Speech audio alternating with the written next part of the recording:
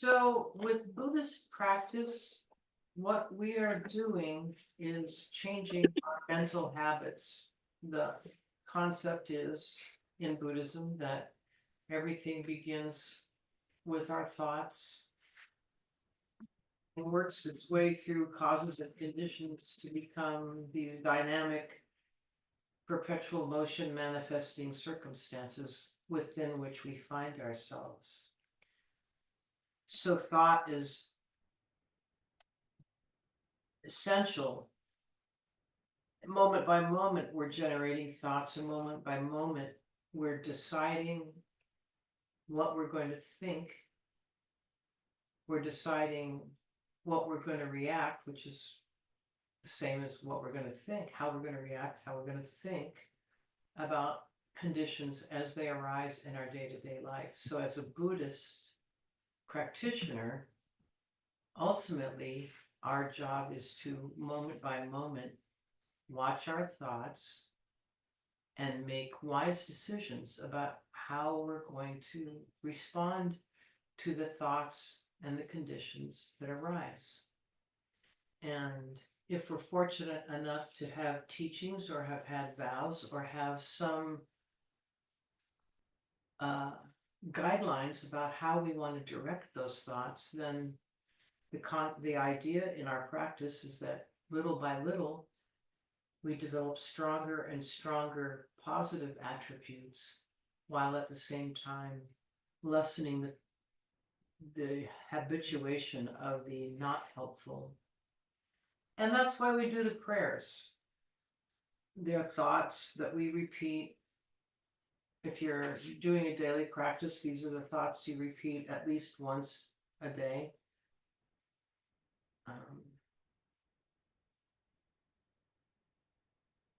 And we somehow have generated confidence that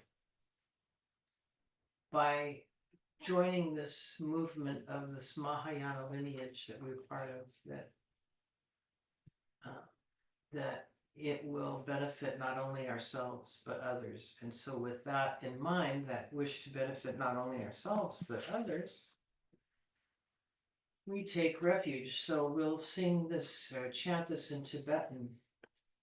Sangye Chodam Soki Chodnam La Chachu Bardu Dagni Kyatsuchi Kaki Chinso Ki Pe Sonam Ki Drola Penshir Sangye Drupal Sho. I forgot to mention this, so in the second two repetitions, it would be very beneficial to visualize before you the Buddhas and the Bodhisattvas, and as you chant this, to envision golden nectar flowing from their hearts into the top of your head, and then connecting your heart with golden threads out to all other sentient beings, so that there's this, along with the chant comes this transmission of golden light, which represents all the positive qualities that are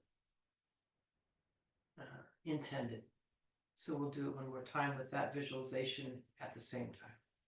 Sangye Chodam Soki Chodam La Chamchu Bardu Dagni Kyatsuchi Daki Shinyo Ki Pe Sonam Ki Rola Penshir Sangye Drupal Sho. Sangye Chodam Soki Chodam La Chamchu Bardu Dagni Kyatsuchi Daki Chinyan Ki Pe Sonam Ki Drola Penshir Sangye Drupal Sho.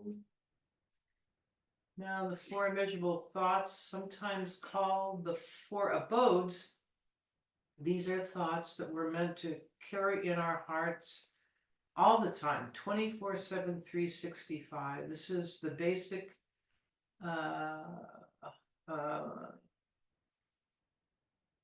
thought that should be that we're meant to harbor in our hearts and minds all the time as we move through the activities in our day.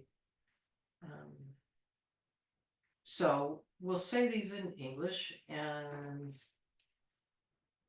I'm going to suggest that you imagine in front of you your friends, your enemies, your strangers, sentient beings of all these attitudes that we tend to carry, and with an unbiased wish for all categories of relationship that you currently are labeling friend, enemy, stranger. These are transitory labels that we give with an unbiased wish. We'll say this in English. May all sentient beings have happiness and the causes of happiness. May all sentient beings be free from suffering and the causes of suffering. May all sentient beings be inseparable from the happiness that is free from suffering. And may all sentient beings abide in equanimity, free from attachment for friends and hatred for enemies. And just rest in thinking about that as your background intention all the time. Everything you think and say and do. And those four measurable thoughts are the intentions of the Buddha of compassion, Chenrezig.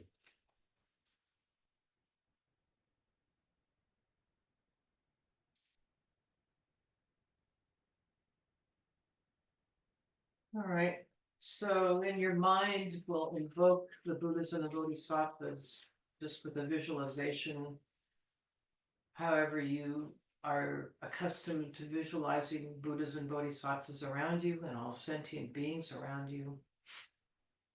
And have a sense of your place in the lineage.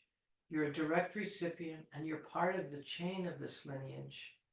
And with deep gratitude and enthusiasm for carrying on with the actions and the behavior of this lineage, we'll say the seven limb prayer as both a disciple of the lineage and as the future Buddha.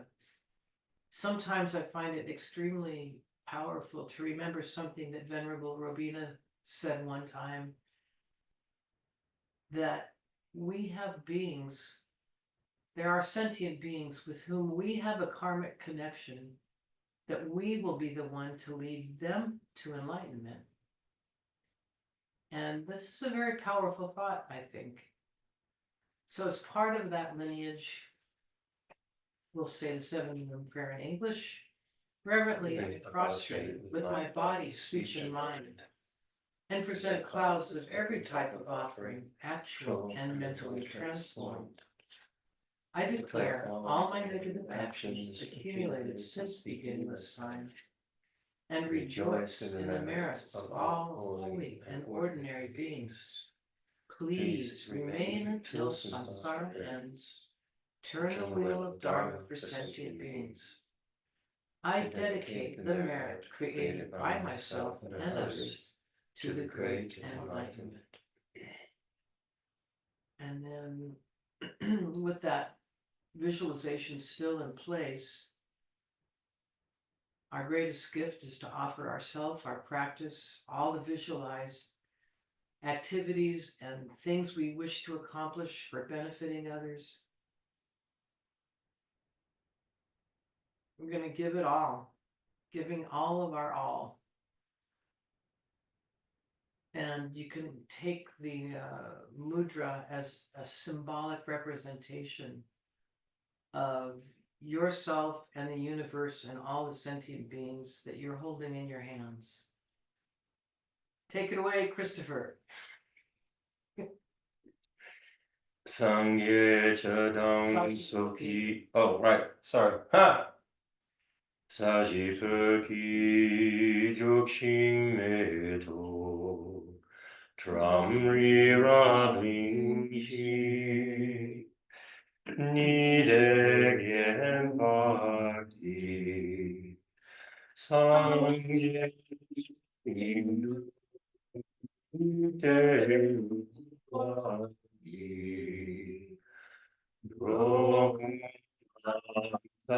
Idam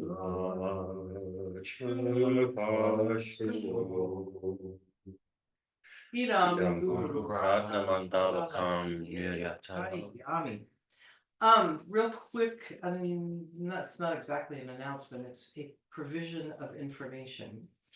Providing some information. I know Brian could probably speak endlessly about the complications of this, but we received a message this morning again from Geshe Nima.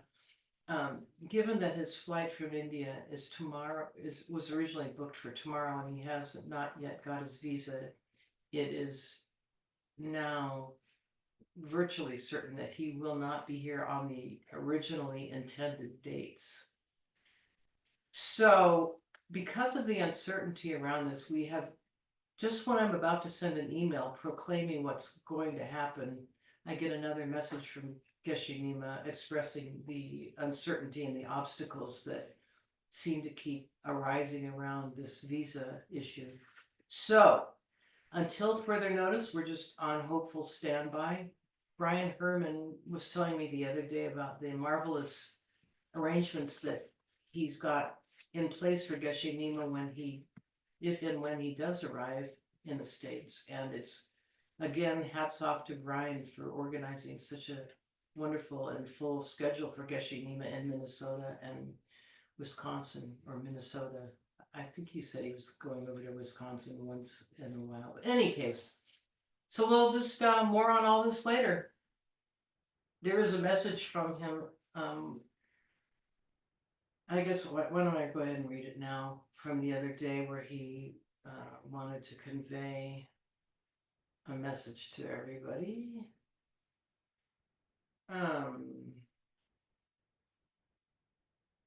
Hello, dear Kovita and Christopher and all students. I hope you are all doing well in your practices and study. My visa is not yet issued. Unlike previous years, there is a lot of obstacles. I'm not sure whether I can get it due to certain causes and conditions. If I don't get my visa now, I hope I will be able to come to the US in July of 2025 in order to give teachings to all of you.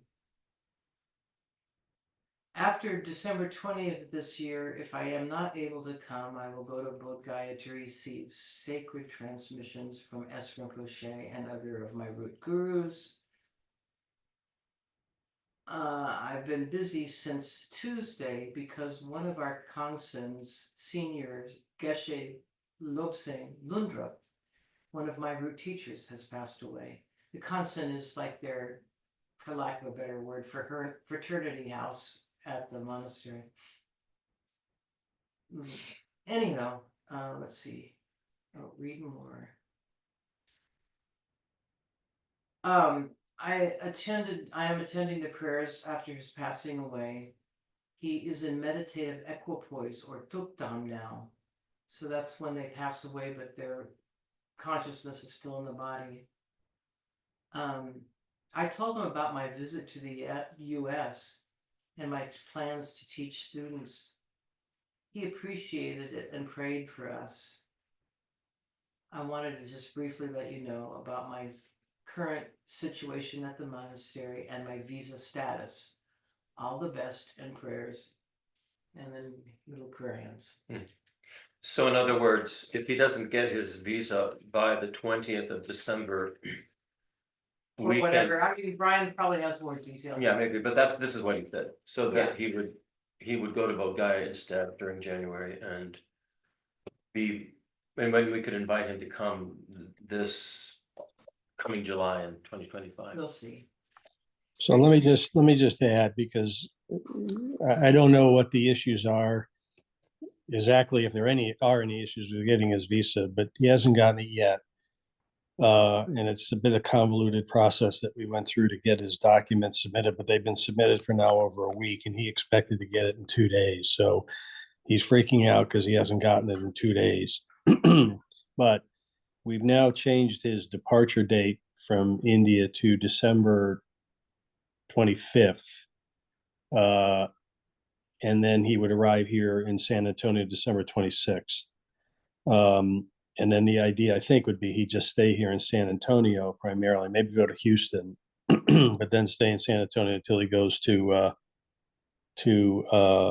Minnesota. If he doesn't, he doesn't hear something this week, I will talk to the visa office at the university because they may be able to provide some light or some help or something. I don't know. I don't quite understand exactly what the issues are, if there are any issues, or why this is being, why it's such a problem, or he thinks it's such a problem. But we're still hopeful he'll get it. We're still hopeful he'll get to San Antonio over the holidays, can teach here, and then still go to Minnesota and Wisconsin in January and February and March of next year. We will need to talk about it. If he wants to come in July, that will not be through the university. So that will, we're trying to get him a J1 visa, which is specifically for scholarship activity at the university. That will require a completely different visa application process. So just make sure that we're all aware of that. Yeah, thank you. I think he's just thinking out loud. If for some reason he doesn't come now, he was just sort of throwing that out there. It was my impression, but we'll see. We'll see. That's what we know. Thanks for that update or that info, Brian. So it still is up in the air, basically. Yeah.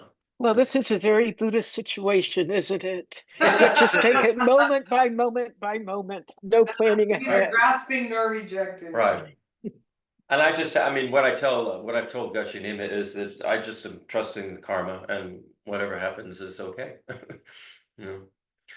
All right. So now, as you know, we're starting each one of these sessions with discussions about the Buddhist model of the mind, because that's going to help us quite a bit as we go forward, especially when we get into meditation practices. So just as a review of what we've covered so far, I'll go through quickly with the key points. The mind or consciousness is at the level at which all our happiness or suffering occurs. It's the level at which we experience happiness and suffering. So the mind or consciousness is one of the most important things for us to understand. Consciousness and mind in Buddhism are synonymous. So we normally think of the mind as being the brain, but in this case, when mind is being used, the word mind or the term mind, it's referring to consciousness. It's referring to awareness, which is a non-physical phenomenon according to Buddhism, and has gross aspects that are very closely associated with the brain, but also subtle aspects which are not associated with the brain at all. The mind is a continuity of experience without a beginning or an end, very similar to the way in which in physics, matter and energy, there's no beginning, there's no end to matter and energy. In Buddhism, the consciousness of the mind is similar in that regard. The present moment of mind is the result of a previous moment or previous moments of mind, while the future moments of mind are the result of the present moments. This means that how we train or shape our mind has a direct effect on the shape of the experiences that we're going to have going forward. So it's very important how we are training, how we are shaping our mind. It's very important the thoughts, the concepts, the emotions and feelings that we're putting into our consciousness and habituating ourselves to. The mind operates at different levels of subtlety. There's a gross level, which are the 6 sense consciousnesses. This refers to the 5 physical, what we would call the physical senses, and the mental sense. So there's 6 sense consciousnesses, and those are gross. Then there are a subtle consciousness, which is the unconfigured mind stream. I think Kuntrul Rinpoche said, what did he call it? It's like a mental stem cell. It's unconfigured. There are all kinds of, there's potential within that mind stream, but it's unconfigured.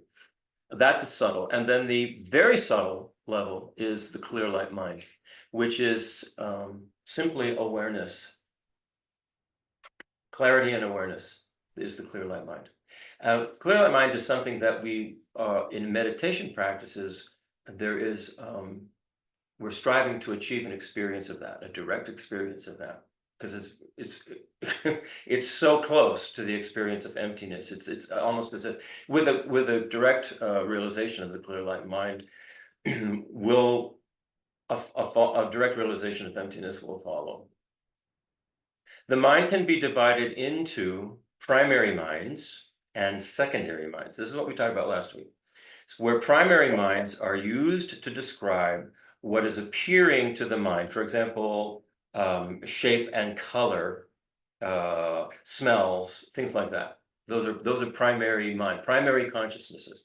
And secondary minds are mental factors that contribute to the relationship process between subject, which is the mind, the consciousness of the subject, and the objects of awareness. And those would be things like that would contribute to the relationship between subject and object, would be things like the ability to pay attention to something, or the ability to discriminate between different things, or having an intention to do something.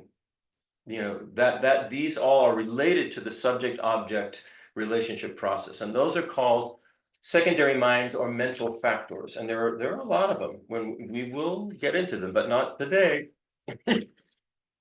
Okay, today what we're going to talk about are the 8 forms of consciousness.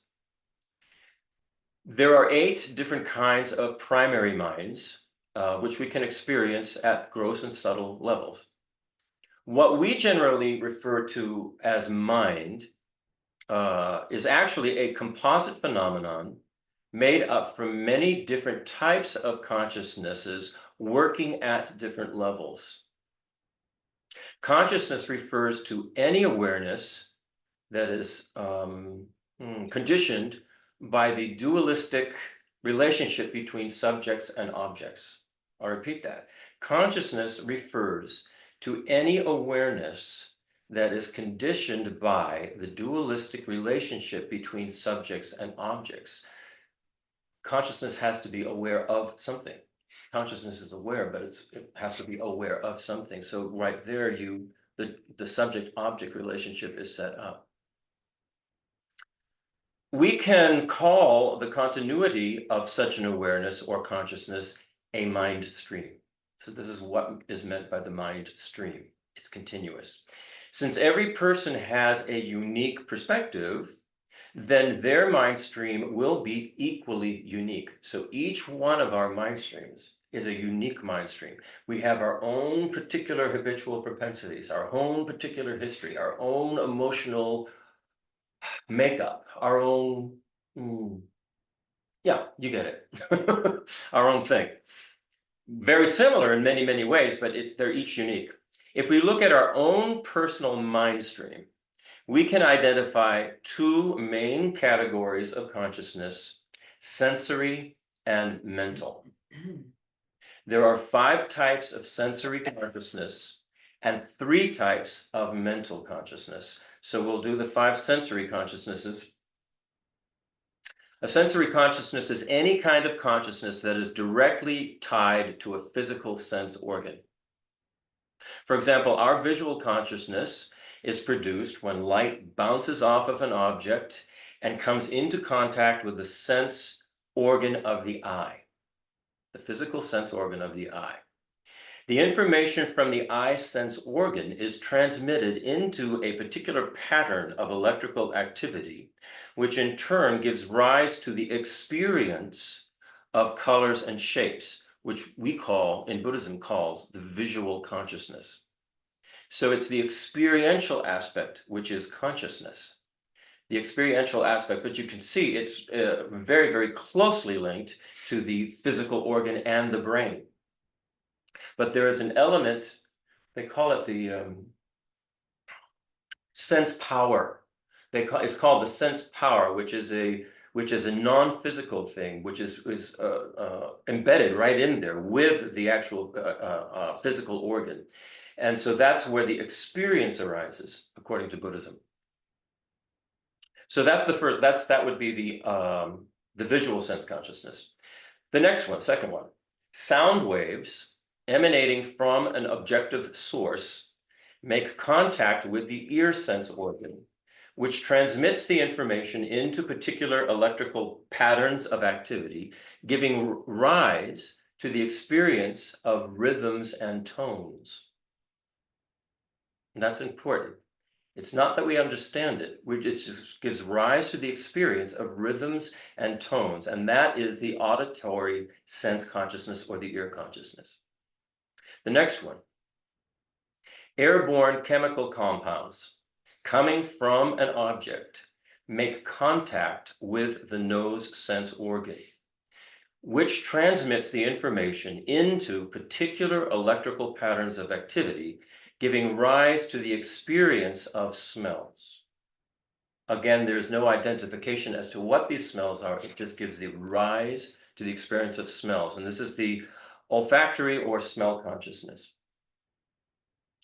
The next one, fourth one, chemical compounds in an object make contact with the tongue sense organ, which then transmits that information into particular electrical patterns of activity, giving rise to the experience of flavors or tastes. And that's the taste consciousness or the gustatory consciousness. And then the fifth one, configurations of matter. All different kinds of configurations of matter make contact with the body tactile sense organ. This is both internal and external, which transmits the information into particular electrical patterns of activity, giving rise to the experiences of solidity, fluidity, heat, and movement. And that is the tactile sense consciousness or the touch sense consciousness.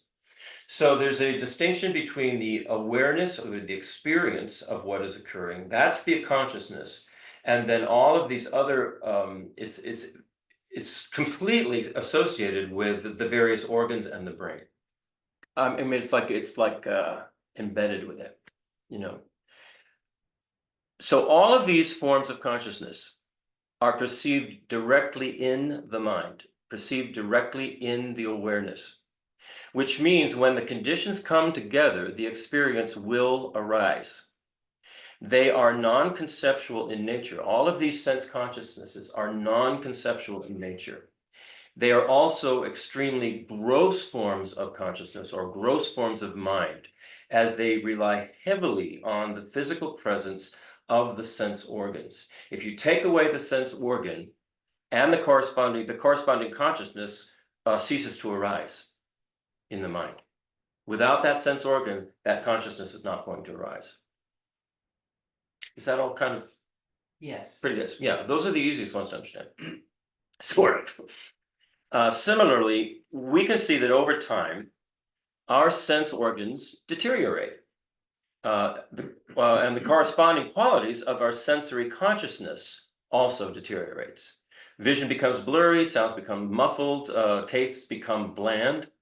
Some of these things can be adjusted through technology like glasses or having cataracts for your eyes, or surgery, the cataract surgery, that would be an example.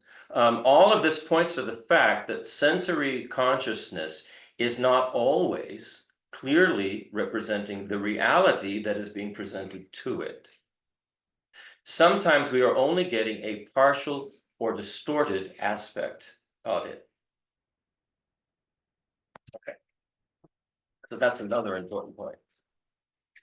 Now we're going to get into, there are three mental consciousnesses. When the mind is not conditioned by a sense organ, we can refer to it as mental consciousness. Unlike the 5 types of sensory consciousness, the mental consciousness has the capacity to be aware of what is being perceived. For instance, if we perceive a flower, the visual consciousness is like a mirror in that it only perceives shape and color, but it has no understanding of what it is reflecting. The visual consciousness sees the object, but the mental consciousness knows the object. It is this basis of awareness that is able to generate conceptual models which represent phenomena that may or may not be perceived by a sensory consciousness. When we analyze the mental consciousness, we are able to identify three distinct categories of mind. And this is where Buddhism really moves away from current science. Gross mental consciousness. This is the one most of us are familiar with. This is the rational mind. It's made up of thoughts, mental imagery, subjective feelings and emotions, like emotions. This is the type of experience most of us associate with the word mind. It is very much dependent on the condition of the brain as a support. If the brain is damaged, the capacity for this gross mental consciousness to manifest fully is somewhat limited. The experience that we label memory occurs when the gross mental consciousness generates mental images or mental impressions that recreate past experiences. So just stop and think about that for a moment. If you're thinking about sort of, imagine your father or your mother. Can you do that without some kind of mental image of them?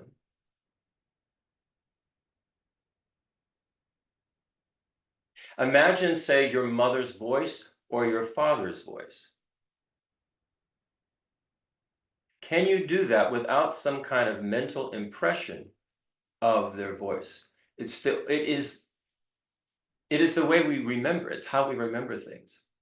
It's not the same as thinking there's some little cabinet somewhere in the brain that you pull a drawer out and it goes through and it goes, oh yes, I remember that. You actually just experience it as a mental image or a mental impression. It's not the same as a photograph or a picture or anything like that, but we all recognize this. We have this experience of mental images and mental impressions. Would you agree? I mean, this is my experience anyway. You know, even if I said the word, you know, imagine a cat, you're gonna all of a sudden you'll have a mental image of some kind of cat, even if it's just a silhouette with ears, you know, and sitting there like a little cartoon drawing or something. It's not, again, it's a mental image or a mental impression, and this is how that particular gross mental consciousness works in terms of memories and things like that. So that's an important thing to remember. I think they'll call it generic image sometimes. Like we'll have a generic image of what a cat is, and then we'll when we actually see a cat, we'll superimpose that image onto the cat. Or anything we look at, we have a generic image of what a cup is, so that when we see anything that's like a cup, we'll superimpose that generic image in our mind onto that object that's out there. And it helps us to identify it and solidify it in our mind as being a cup rather than something else, you know. So that generic image concept idea is an important one to remember and bear in mind, because it comes into use later on in more profound kinds of meditation. The next, so that's the gross mental consciousness. Any questions about that particular one? I don't think so, because I think we understand this one. All right, the next one, the second one of the three, is called deluded consciousness. This type of consciousness is used to refer to any mistaken perception of reality. Any mistaken perception of reality is a deluded consciousness. In particular, though, it generally refers to the mistaken perceptions that we have in relation to our sense of self. This is the big thing that Buddhism is talking about. It's the big thing that Nagarjuna is talking about, our sense of self.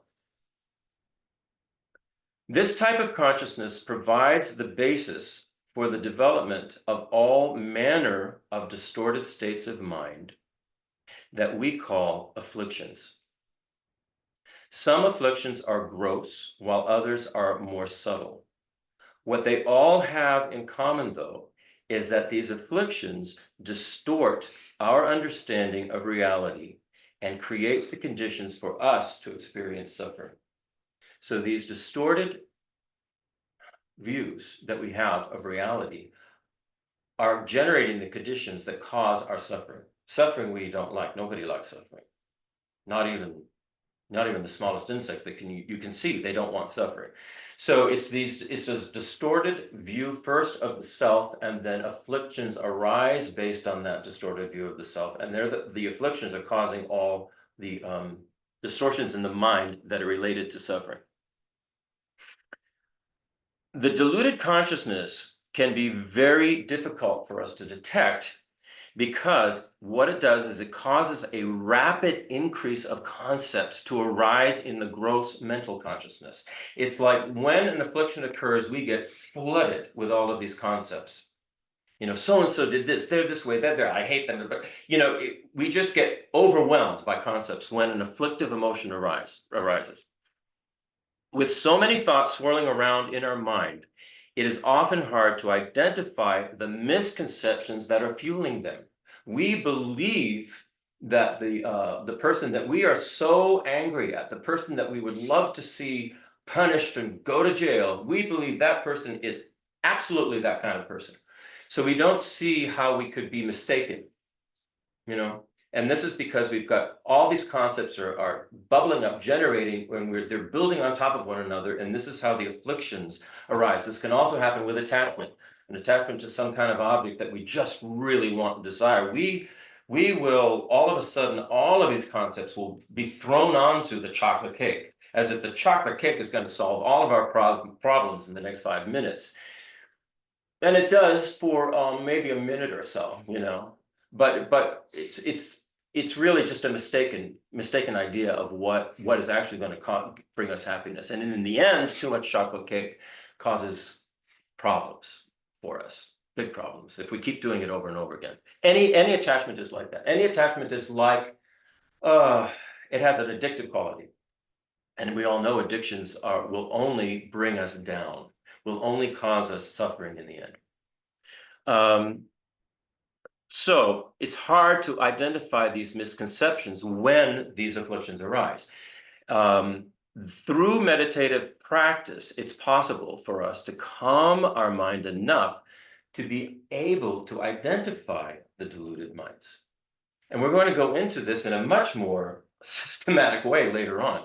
All of these deluded minds are defined and identified in the Buddhist model of the mind, and what causes them and all of that. So, but that's the deluded consciousness. Now, there are 4 basic misconceptions of a deluded consciousness. 4. The first is the belief in a substantially existent self. This is the conviction that the ego exists as some sort of separate entity that we label as a self. All unto itself, the ego exists. All right, that's the first misconception.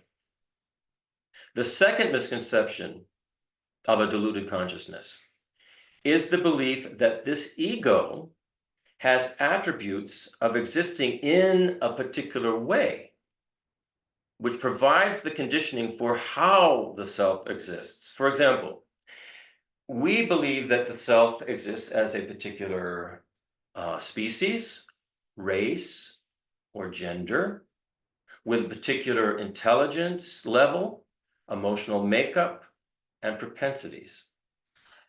But that's what we believe, but that's really not how the self exists at all. The self exists, if you want to get to how it exists, it exists merely conceptually, merely as a label that we put onto all of those various things. But we kind of get this idea that we inherently exist as a particular way. I think Rabina was talking about, she was talking with some guys in prison, because she would go in with, it was called Liberation Prison Project. And she was, she's great at that. Oh my God, she's so good at that. I mean, it's an incredible service that she offers.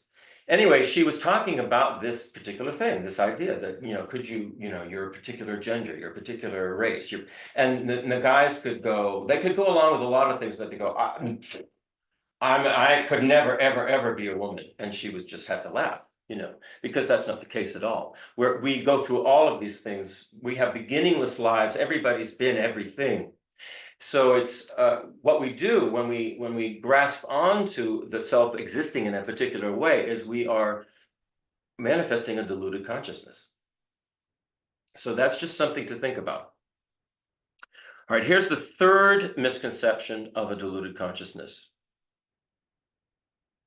This is our conviction that this self is more important than anyone else, that our self is the most important self to us. So this is the thing that separates us off from everybody, everything else, and that makes it going, this is the one that is mine. So therefore, this self is the most important one to me. And that is a deluded consciousness, because everything is connected. Everything is interdependent and constantly shifting due to causes and conditions.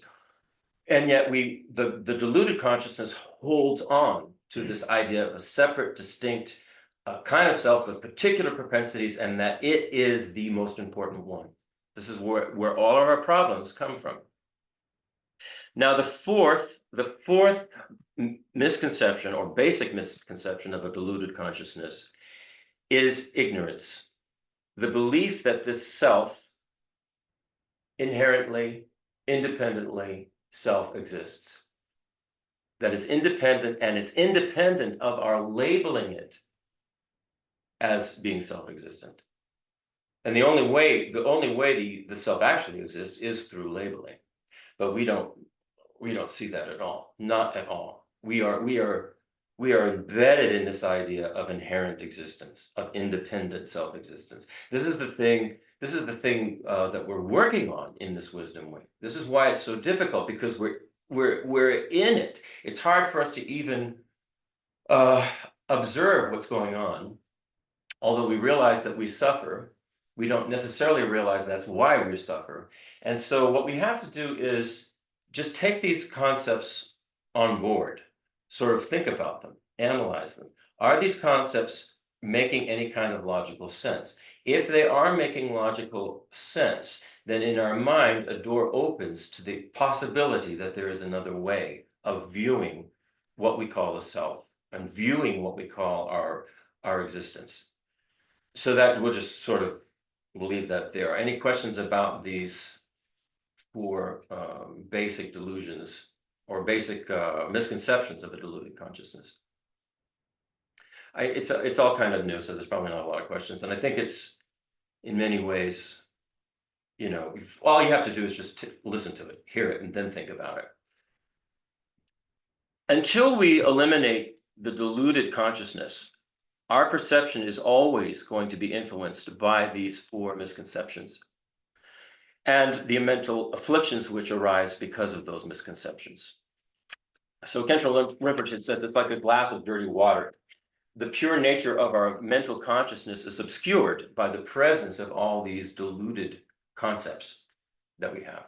This is a analogy that's often given, that in actuality, the state of our mind is pure, like pure H2O.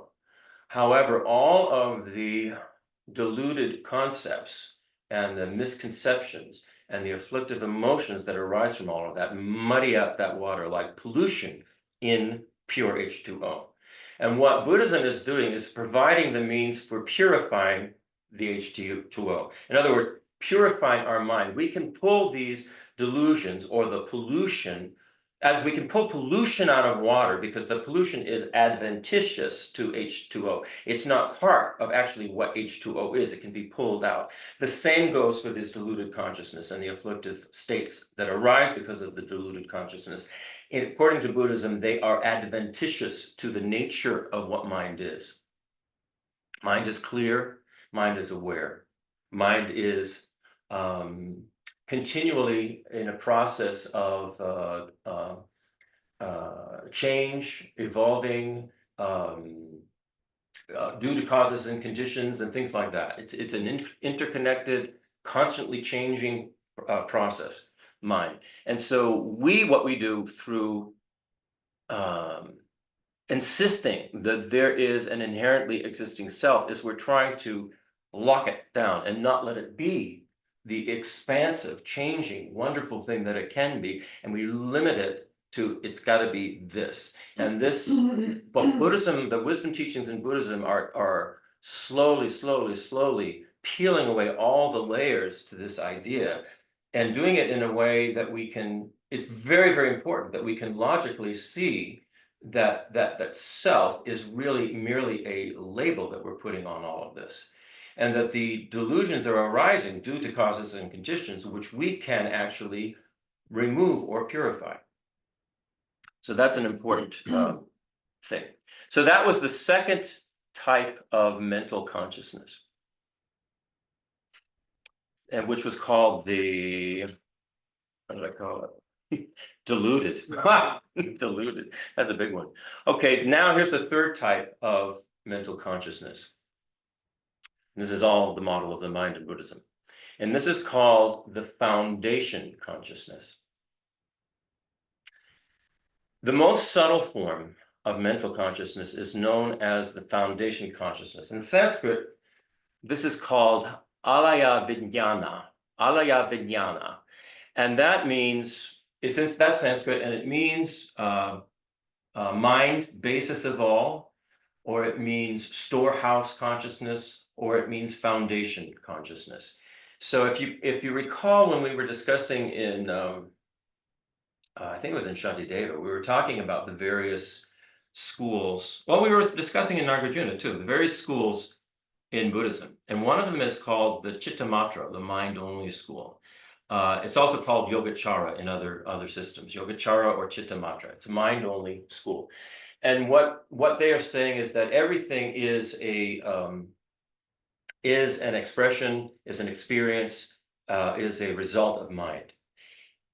The thing about the Chittamatrans or the Yogacaras, different from the Prasangika Madhyamikas, and different from the Madhyamikas below the Prasangikas, is that the Chittamatrans say there is something that inherently exists. And that thing is the mind basis of all. That thing that inherently exists is this alaya vijnana, or the foundation consciousness. That they say. That they say. Prasangika says, no, it's a dependently arising moment to moment changing thing.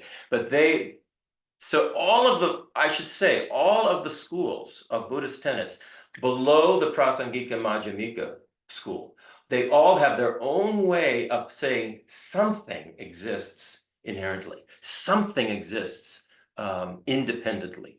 And the highest view says, no, that's not the case. So this foundation consciousness, what it is the basis of all consciousnesses. It doesn't mean foundation consciousness is wrong. It just is meaning that foundation consciousness doesn't exist inherently. So there's nothing wrong with the foundation consciousness. It is part of the model of the mind. But viewing that foundation consciousness as being the thing that actually inherently exists is the mistake, is the delusion. So the foundation consciousness is the basis of all consciousness. It's how we think about and experience the world, our environment, all sensed and perceived objects, and even how our body appears to us. It is the foundation of the mind and the storehouse which conditions the other types of consciousness. All of our habitual tendencies are stored in this consciousness, and it is this consciousness that is believed to continue across lifetimes. It is considered to be neutral, and that there is no concept of good or bad at this level of consciousness. There is merely an awareness of being aware. It is this consciousness which the deluded consciousness mistakenly conceives as me. This is me. This basic sense of self is then further elaborated with various characteristics by the gross mental consciousness. So this is how the deluded consciousness will then look at this foundational consciousness and say, that's what I am, that's me.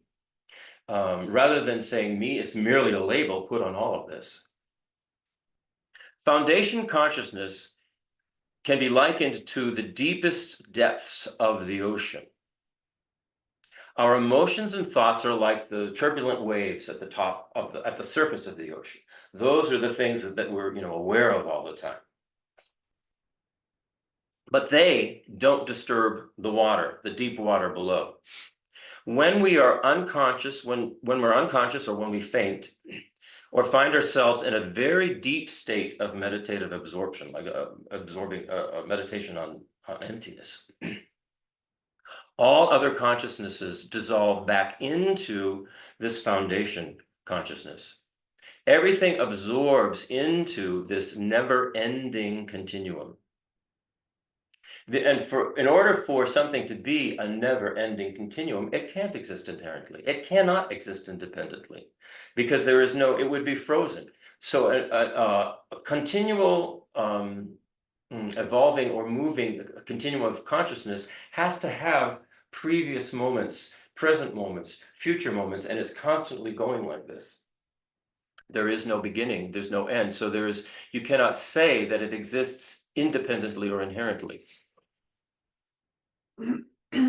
When the deluded mind has been eliminated, the foundation consciousness arises in a pure form. So this is sort of alluding to when we can follow this path all the way to enlightenment, then the foundation consciousness is going to reveal itself in a very pure form. According to Alexander Berzin, who some of you may be familiar with, and I've quoted him quite a bit throughout these past years, the foundation consciousness, or this alaya vijnana, is an individual mind, not a universal one. Some people, there's a tendency we all want to have to go, oh, well, then it's just all one consciousness. It's all this universal consciousness. And this is not the way it's posited in Buddhism. This is an individual consciousness. It's an individual mind stream. And this individual consciousness underlies all moments of cognition, all moments of knowing. It carries karmic seeds and traces of memories, in the sense that both of those things are changeable impressions imputed on the foundation consciousness.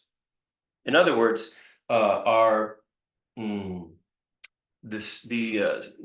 imprints of seeds that we have on our consciousness, positive or negative, are changeable. The memories that are the impressions that are on our mental continuum, all of this actually can be transformed. It's changeable. The continuity of an individual foundation consciousness ceases. This continuity ceases with the attainment of enlightenment and omniscience. So what does that mean? Say that again. The continuity of an individual foundation consciousness ceases with the attainment of enlightenment and omniscience. So you have to think really carefully what's being said here. An individual foundation consciousness is not an omniscient consciousness. It's just all the stuff about us, our particular propensities, our particular karmic seeds, our particular habits.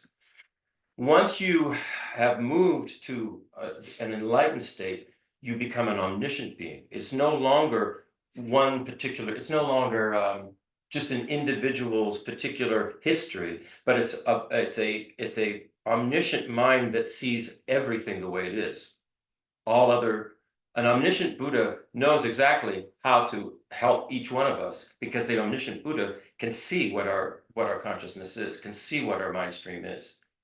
So this is something that is, I think, can only be experienced. We can talk all we want about it, but what Alexander Berzin is saying is when you've reached that point of enlightenment and the omniscience that is part of what comes with enlightenment. You're not enlightened if you're not omniscient. Omniscience is, it goes hand in hand with enlightenment. And enlightenment only happens when somebody has made the determination to become that for the benefit of all other beings. Enlightenment is not a personal, it's not for one's own personal benefit. Enlightenment, the whole point of what they're teaching us and all of these prayers we do, from the very beginning, is that we want to attain enlightenment for the benefit of all sentient beings, regardless of who they are, friends, enemies, strangers, whatever, for all of them, because no one deserves to suffer. No one. And that's what enlightenment is, and therefore necessarily omniscience will come with that. So it's no longer than just one particular foundational consciousness at the point of enlightenment. Does that make any more sense? Yes. Yeah, I think Very it's much. good. Yeah, it does. And I'm reminding myself and others that in different lineages We're talking about within Mahayana. Buddhism, Yeah. they use the term enlightenment to describe other things. Right. This is definitely the definition you just gave is the definition and the understanding in our particular, well, in Tibetan Buddhism. It's Mahayana too. It's the Mahayana vehicle. It's not Theravada. Anyway, that's just something to know. Yeah. Should you be reading other stuff and get Right. a little confused? This sort of goes back to our discussion that we had about hearers and solitary realizers, as opposed to the bodhisattvas whose intention is to go all the way to enlightenment for the benefit of all sentient beings. The intention of hearers and solitary realizers is to remove themselves from the suffering of samsara, and then when their body dies, it slides out, it's over. They're not a Buddha.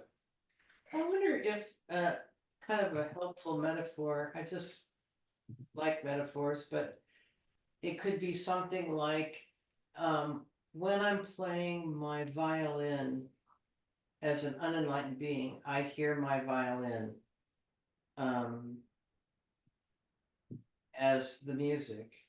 Or the expression of And yourself. I'm aware that there's clarinets and there's, brass and other parts of the orchestra, but when I'm omniscient, I wonder if it's sort of like I hear the whole thing as a whole, as opposed to the individual Mhm. things. I hear the blended matrix of it, or the blended fabric, or well, Yeah. just a metaphor. Yeah. Well, Something. I'd like to just say I was listening to another teacher talking about the Yogacara school, and I missed the first year of that course where they introduced the Alaya Vijnaya, and he described it as, it would be a physical thing within each person in which all their karmic seeds are dwelling, and then some pop up and you can either kill them or ripen them or whatever. And he gave the example that, when you get old, you forget somebody's name, and then a few hours later, there it pops up. And to me, that was very helpful because it's, there is something in there that seems to kind of be churning around and things pop out of it, like, hot mud things. But in any case, to me, that was, it's a very physical example, but it gave me a physical way to base the whole idea of the whole amorphous, a self, empty kind of nature that we can relate to practically.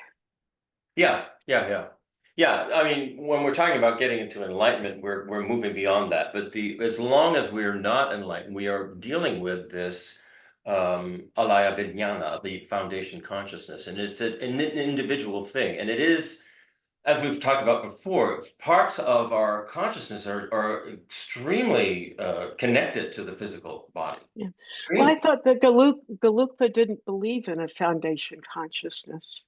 No. This is what I'm trying to say. They don't believe that the foundation consciousness exists inherently, exists in, Okay, okay.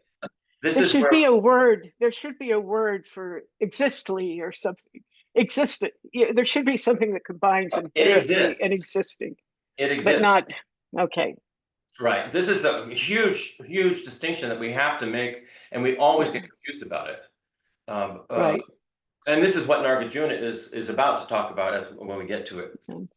Um, I will, again, here's a new metaphor for a different thing, but let's say if your consciousness is a little bit like a radio wave sending us the contents of a radio station to the radio wave keeps going. The manifesting sounds coming out of the radio box are momentarily changing all the time. And so in a sense, it's like that type of a situation with the radio wave is continuously under transformation. that's an interesting analogy. I mean, I see where you're going with that. Yeah. That was one from Alexander Berzin, by the way, Oh, okay. Well, he's a bright guy. Yeah. but it just came to mind. Yeah. Yeah, and that is interesting, and how, when we can't remember something and we, go, oh, forget it. And then like, I don't know, 5 minutes later it pops in. Mhm. It was there. We were somehow blocking it in some way or other, but then, subconsciously in some way, it surfaces and then triggers in our brain and we remember the stuff. Christopher, Yeah. I don't want to interrupt. I had a question. Okay. So back to just the state of enlightenment is another way, it's a simplistic way of saying it, that when you've reached that state, you're at a sustainable, continual, you're at a level of awareness, because the truth of how do I say this? It's like we're presented with all these truths, but we have the propensities for delusion, and we don't see it all correctly because of our, all the stuff that, here we are. But a larger truth is that, we see everything and experience everything distorted. But when we've reached a state of enlightenment, we are experiencing like this larger consciousness. It's continually evolving. So it's like we have a level, we hear it in the teachings, we aspire toward it, we do all these practices, but when we're there, we're in a state of awareness. And that's why the Buddhas can know what's going, they have exactly the right answers for you. They know everything because they're in a state of awareness, evolutionary, of that field of where it's all ever present. Does that make sense? I'm kind of rambling I'm grasping at words here. No, it does make sense. Basically, if you go back to that analogy of the polluted water, all we have to do is remove the pollution. We remove all of our distorted thinking, our delusional thinking, all of the afflictions that arise because of that delusional thinking. That's the whole process. And when you do this with the intention to be of benefit to all beings who suffer, well, then you're generating this huge infinite intention. So when you achieve that, you've cleaned all that up, the water's pure, then you're able to help others in ways that you never could help before. And there's complete, I would say, mastery over the kinds of forms that you can take and the things that you can do in order to help others. There's a mastery over energy and matter as well, that we would just would say that's unbelievable. Okay, that can't be. But that's not what Buddhism is saying in terms of becoming enlightened, or I should say the Mahayana view. And does that go back to also correct view? Is like another way of enlightenment is that you are in a state of the Always right view, correct view, versus yes. Always being off. Yeah, you would not be deluded. You would not have an incorrect view at all as an enlightened being. Yeah. It's just all things to think about. I mean, like I said, first of all, we have to hear these concepts, and then we have to think about them and make decisions for ourselves if there is some logic there.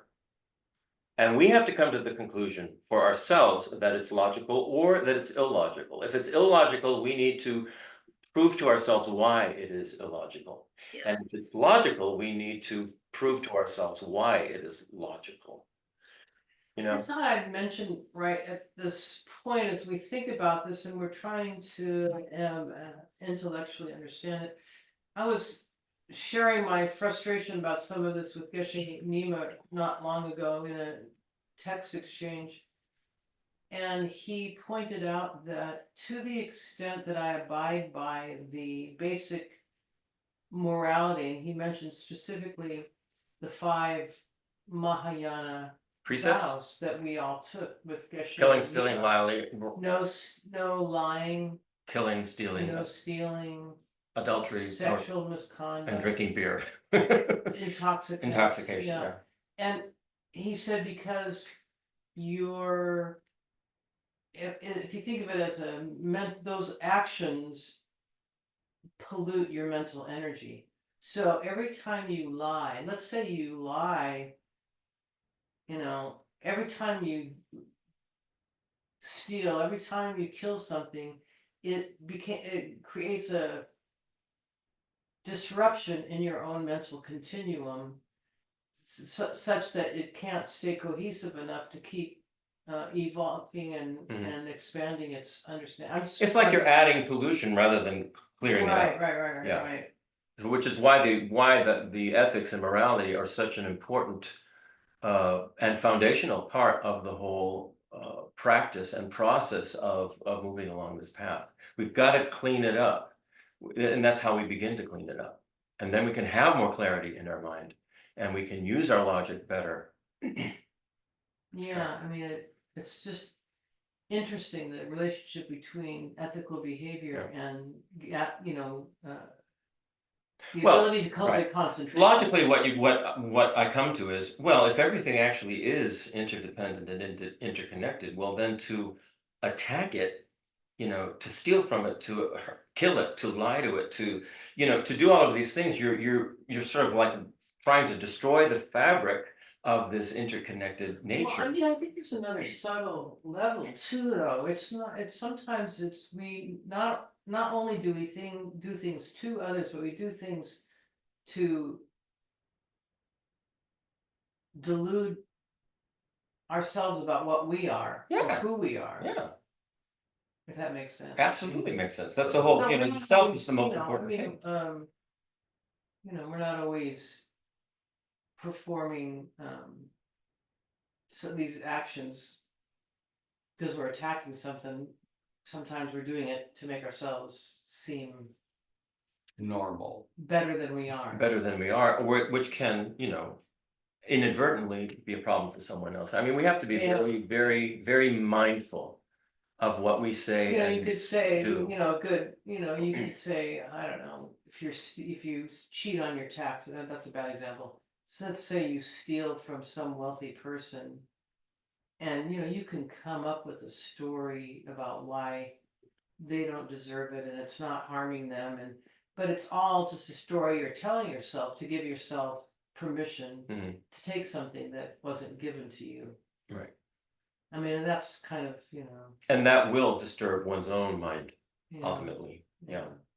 It will cloud it up. I mean, we do that all the time with speech, I think that's my worst, sometimes I think killing and bad speech, because, we have so many ways we inadvertently are killing, walking on the ground, killing bugs, shutting a door and we don't realize there's spiders in it, and just on and on and on. Never mind the obvious killing.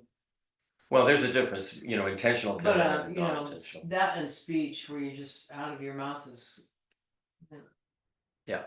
telling something that's just has no. Well, this again stresses the importance of meditation and becoming familiar with one's own mind. And starting out with these preliminary practices. I bring this up because as much as we want to understand these important topics to do with the nature of the mind and the components of the mind and ultimately emptiness, Geshe Nima recently reminded me, when your behavior is 100% ethical and you drop all these you know, things that end up disturbing your mind, then Bad these habits. realizations come. Mhm. Yeah, Bad exactly. Bad habits, right. Bad habits. Right, and I harp on this, but that's why the Buddha gave that as his Yeah, the first yeah. practice for everybody to do. That's where we start as ethics, you know. Okay, we're gonna move on to Nagarjuna now. And I think we may be able to get through. I'm gonna repeat what we talked about, the first stanza that we mentioned last week, because it was just, it went by too quick. We will have forgotten it for sure. So here's stanza 47. Previously produced and simultaneously produced causes are non-causes. In other words, they're not causes. Previous produced and simultaneously produced causes are not causes. Thus, there are no causes in fact, because such production is not confirmed at all as existing conventionally or in reality. Now, upon first reading and second reading and third reading, that doesn't seem to make any sense to us. But if you think about, let me see, say anything that can be a cause has to have been caused by something else. For instance, if you'd say, you have a candle with a wick and you have a match. Normally we would say lighting the match and lighting the wick in the candle is the cause of the flame. But in reality, none of those things are actually, they are both causes and effects. So a match is a piece of wood with some chemicals at the tip, which can be ignited when there's friction. Well, that just didn't appear inherently. That's not an inherent cause at all. The wood, I mean, we've talked, it's the same as the book. You take the things that caused that match to exist, and you are going to find it's infinite. Once you go as far as you can go, you will find that it is infinite. So that is actually, that match is not a cause at all. It's a bunch of causes and effects that are working all the It's time. an infinite, perpetual, cascading. Infinite, sequence. yes. The same goes with the candle. This wax. I think we get. Yeah, so you're understanding, in the wick, in the wax. We get So it. the same thing then goes for the flame, Not to mention the hand. not to And mention the person person, who's doing it and the intention. All of the factors. So all of those, none of them are actually causes and effects don't exist inherently. So that's really what he's saying. This is what he's saying. There is no inherent existing cause. There is no inherent existing effect. Conventionally, we can see that through like the discussion we just had, conventionally we can trace back and go, oh yeah, that match is not inherently existing at all. It doesn't exist as an independent, self-existent thing. It is the result of many, many, many, many causes and effects. Same for the candle, same for the hand holding the match, So all of this is a constant movement, and you will never ever find any one moment that you could say, this is the cause of this. This is the effect of that cause. And you're never going to find, he goes into, I'm trying to go through this quickly, so we'll cover it.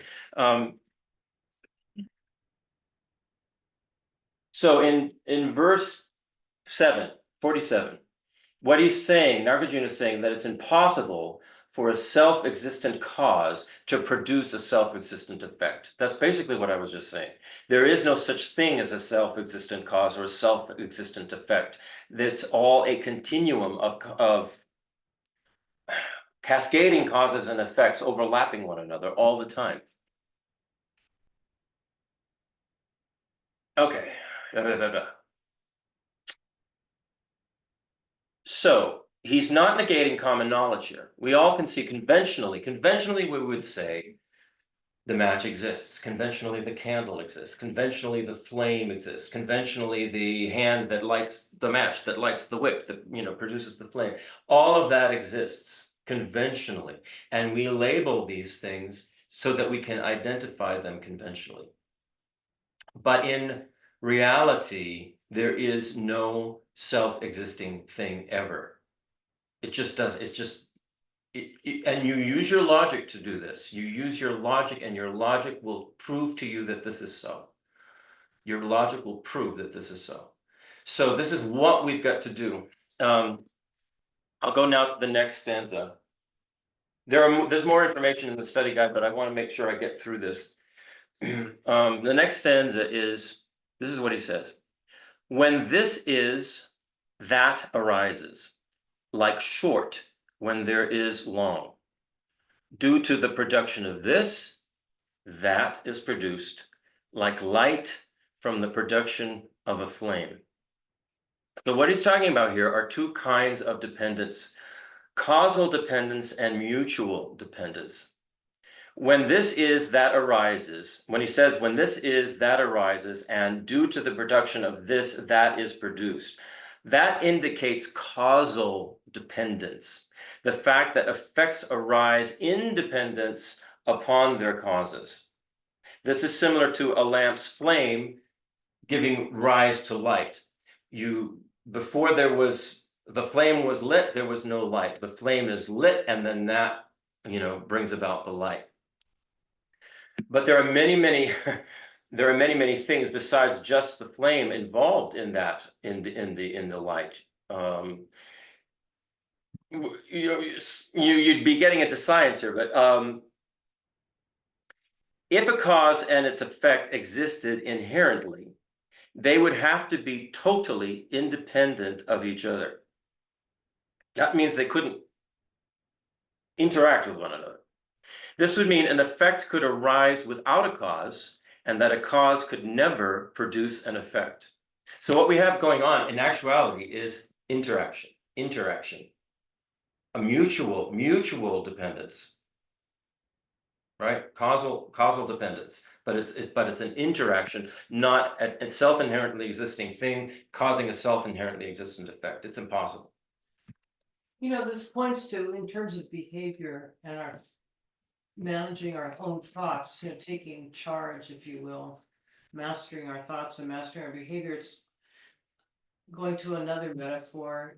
If you've ever sailed a sailboat, you have to stay alert and sharp and mindful every single second. The wind currents, the water currents, temperature, everything. But you're holding, on smaller boats, you're holding both the sail line and the rudder. Right. If you've ever done that kind of sailing, it's Yeah. But there's no point that we don't, everything is dependent on everything else in that situation you're talking about. The water, the boat on the water. So our everyday life is Yeah. just like that. Yeah. That's what they're talking about, mindfulness. That's what we're talking about. Right. Is right. And continually aligning our thoughts and actions with those. Right. This is why Rabbeinu says first level of practice is keep your lips zipped and your hands to yourself. Hand on the rudder. Because we blurt out all of these things without thinking ahead of time. We're not mindful. We're not mindful. And I agree with you. Speech is one of the worst. All we have to do is look at what's happened with our media, and we can see clearly the problem with it. Yeah, the destructive device of speech. It can work both ways. It can be very it can be wonderful, right? Look at the Dharma. All right.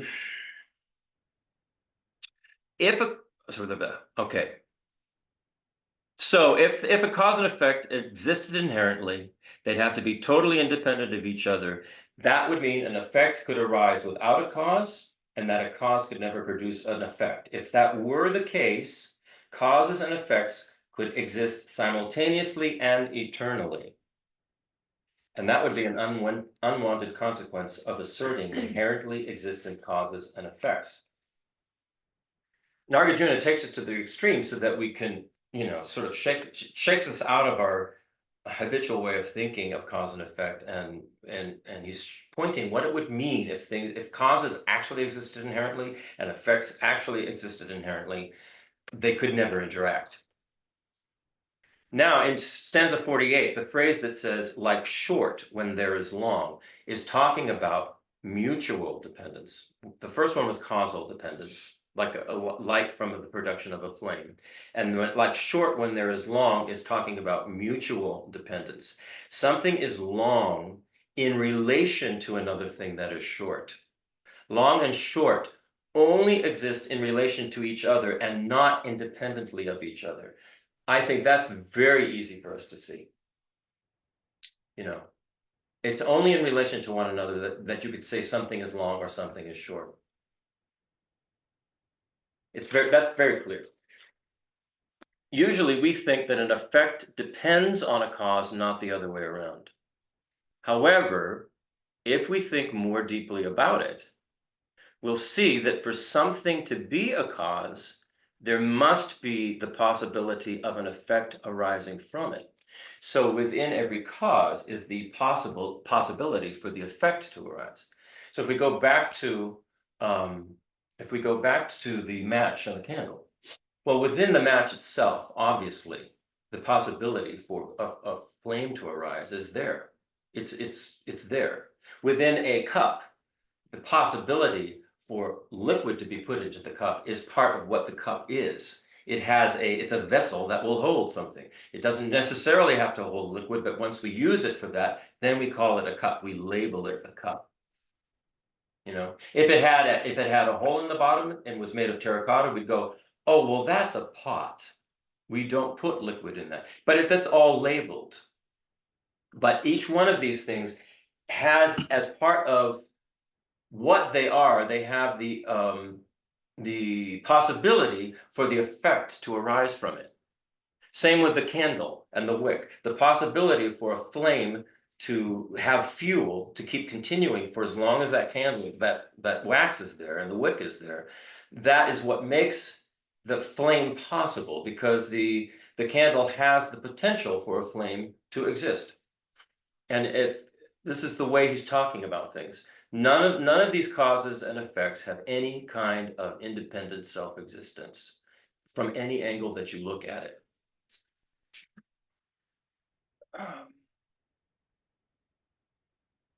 But they do exist nominally through labeling. You know, a book exists. We label that as a book. We say what it's for, you know, information. A match exists. We label it as a match. We say it's for lighting, you know, generating a flame. A candle exists nominally. We label it as candle and say it's for a flame to burn for a certain period of time and emit light. So, and a little bit of heat. So he's talking about nominal labeling here. This is how things conventionally exist. We go back to conventional existence is that everything is a dependent arising. Everything is constantly a dependent arising, meaning there is never a moment that it's not a dependent arising. There is no moment where you can pinpoint something and say, that's it, because it's constantly shifting. For instance, let's take what would we call, what would this be called?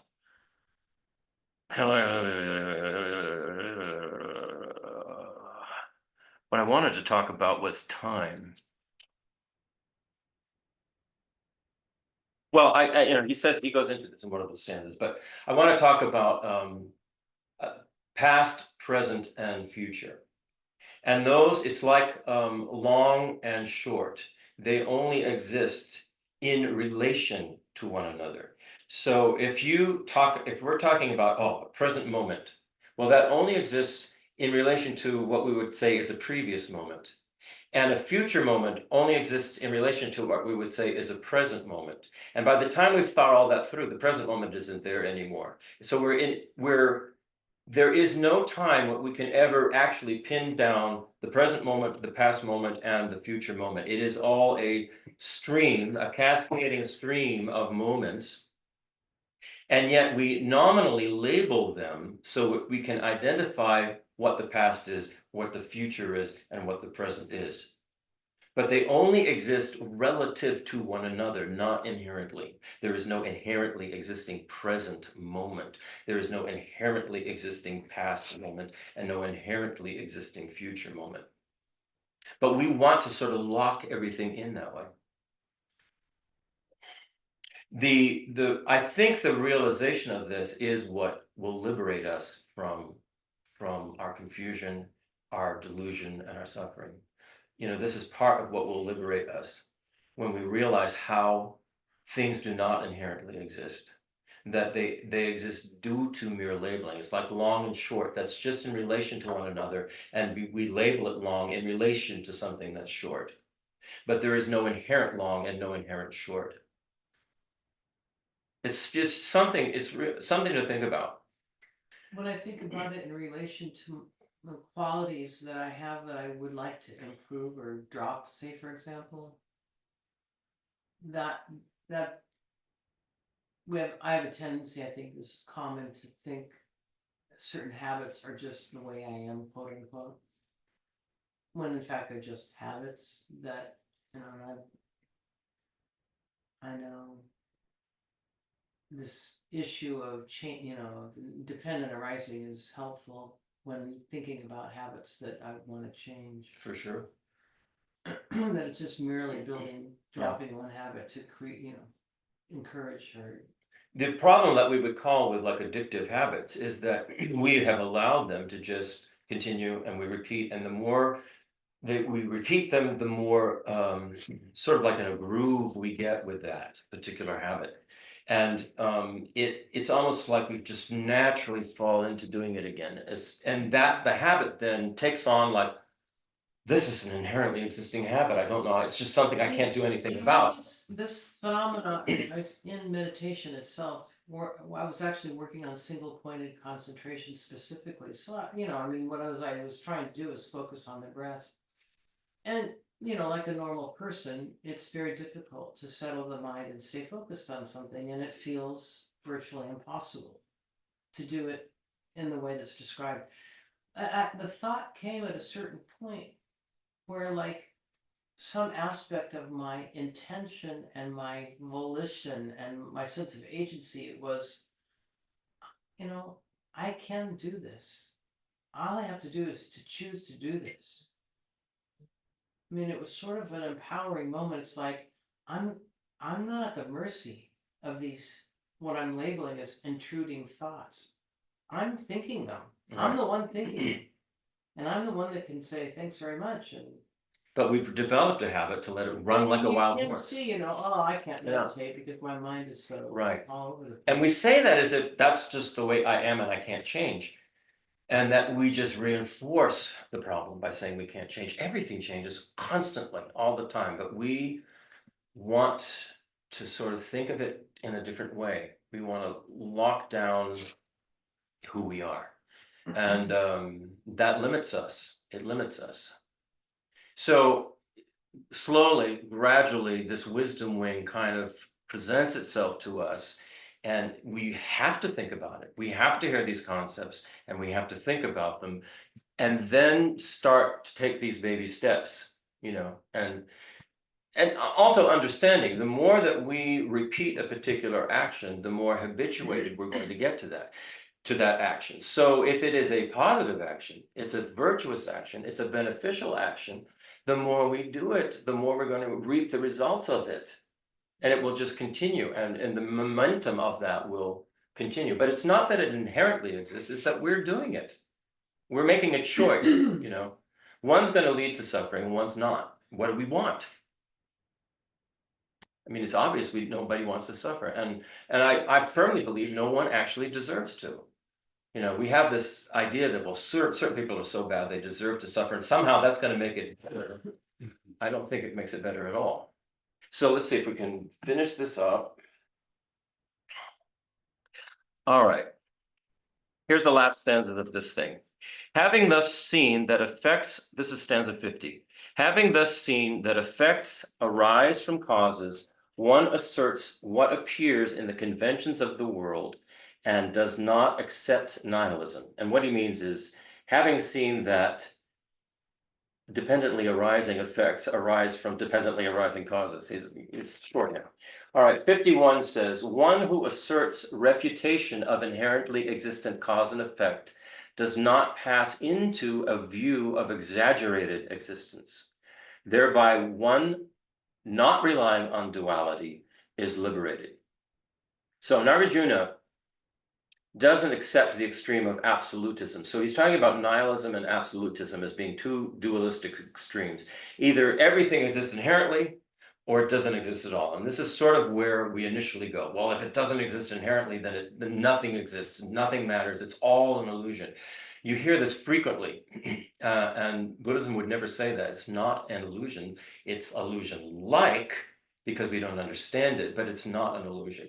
It's the way things work are in a continually, dependently arising fashion. And what that means is, that's the meaning of emptiness. For instance, when you go back to the past, present, and future, and they only exist in dependence on one another, and it's constantly shifting. So what you have to say is, there is no inherent past, present, and future at all. That whole process is empty of anything like that. Empty. That's what emptiness means. Emptiness doesn't mean it's nothing. It doesn't exist. It means it exists in a different way than we think. It's empty of existing inherently, independently, on its own. It's all a cascading, like Kabita says, cascading continuum. And this is the habitual way that we ourselves generate our thoughts, our speech, and our actions colors the way this continuum goes. Either the continuum is going to repeatedly bring us down and cause suffering because we are acting in a deluded way that actually goes against the nature of the way things are. We're going against the nature of interdependence, against the nature of dependent arising by saying, I exist inherently, this exists inherently. We're fighting it. So it's like trying to swim upstream, and we're constantly getting pulled back and bashed against the rocks in the stream because we're going in the wrong direction. And if we understand the way we can go, then we can generate the causes and conditions that are going to bring about a much more beneficial experience for us and everybody who we are in contact with. That's one way of looking at it. So, our mistaken views and the afflictive and cognitive obscuration that cause our suffering to arise will decrease to the extent that we understand and realize that cause and effect exist in dependence on conceptual designation. If we continue on this path of understanding and realization, we will attain liberation from the suffering of cyclic existence by meditating on the prasangika, non-dualistic view of the middle way, which is free from the dualistic views of absolutism and nihilism, meaning something actually exists the way it appears or it doesn't exist at all. And that's the dualistic view that Nagarjuna is saying we need to free ourselves from. Okay, we have finished.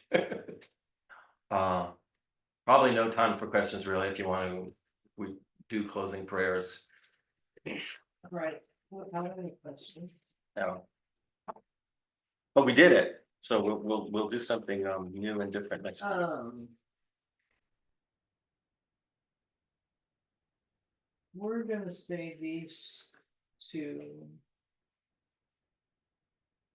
in English, the first of the dedication prayers. So just read this section here. We'll just do this in English.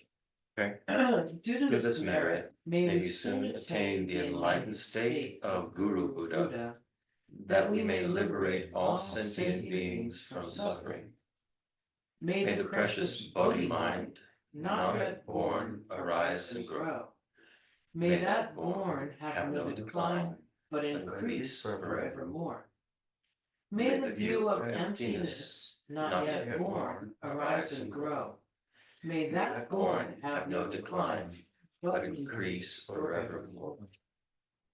In all my rebirths, may I never be separated from perfect spiritual masters and enjoy the magnificent Dharma. Completing all qualities of the stages and paths, may I quickly achieve the state of Vajradhara. May anyone who merely sees or hears, remembers, touches, or talks to me be instantly freed from all sufferings and abide in happiness forever. It is only from the kindness of my Guru that I have met the peerless teachings of the Buddha.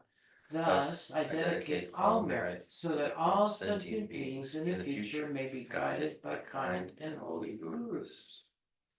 Then this prayer for the Dalai Lama. In the snowy mountain paradise, you are the source of all goodness and happiness. Powerful Tenzin and Gyatso generous, may you stay until samsara ends. You want to chant, or should we? Let's do the final. We could chant it. Okay, we'll chant the final two ones. If you don't know the chant, just read the English. This is to first one's to Lama Tsongkhapa, and the second one is again about our reliance and dedication to remain on the path.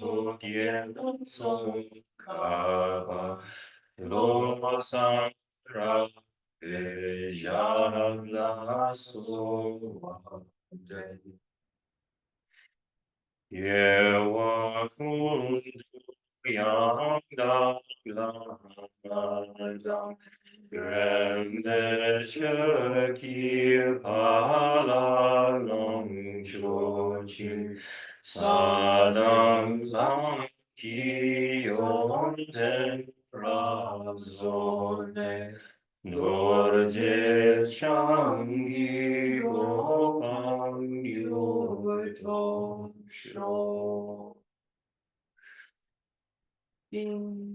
Okay, thank you everybody for being here and being part of all of this. And we look forward to next time. Hey, Arthur. Good to see you, Arthur. As always. Good to see you guys. Good to see you guys. And Claudia, good to see you. Merit, yes, everybody.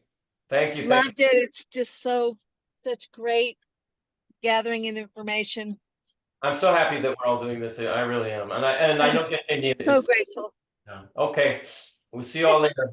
Rock on, everybody. Bye. Goodbye.